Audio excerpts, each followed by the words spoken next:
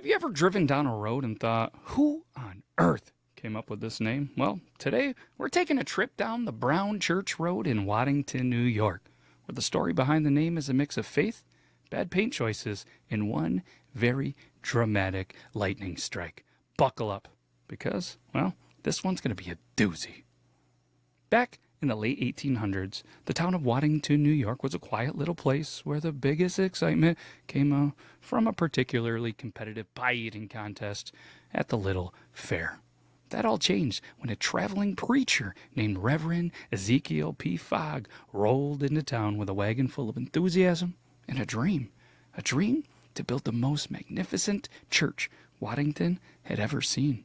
He wasn't a rich man, but he had big ideas and an even bigger supply of discounted lumber from a mysterious trader known only as Tooth Willy. With townsfolk intrigued by the idea of a new place of worship, they all pitched in.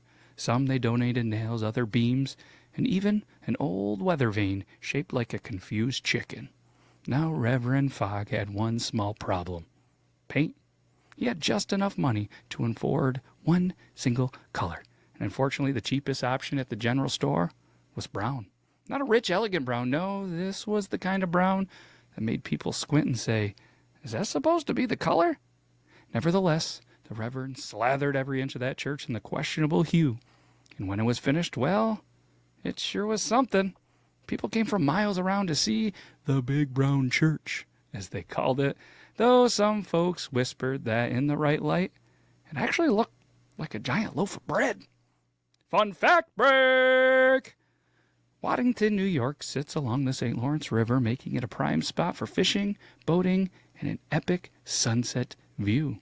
The town, it hosts an annual homecoming festival where locals and visitors gather for music, parades, a bed race, and enough fried food to make a cardiologist nervous. At one point in history, Waddington was known for its impressive stone quarries, which supplied high-quality stone used in various constructions around the region. Back to the story. For years, the church stood proudly at the heart of the town, hosting Sunday sermons, potlucks, and the occasional impromptu wrestling match over who made the best cornbread. Over time, however, the church started to fade, both in popularity and in color.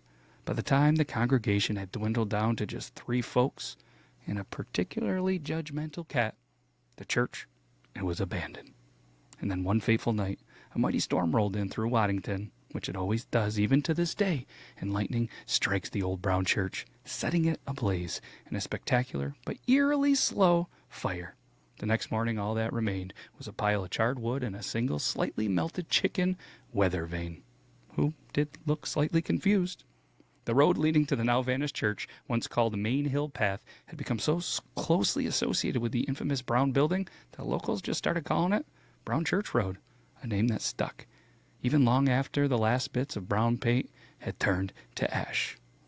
And with that, dear listeners, this is why Waddington, New York, has a road named after a very unfortunate choice of paint. And that, my friends, is the possible, maybe kind of true story of Brown Church Road in Waddington, New York.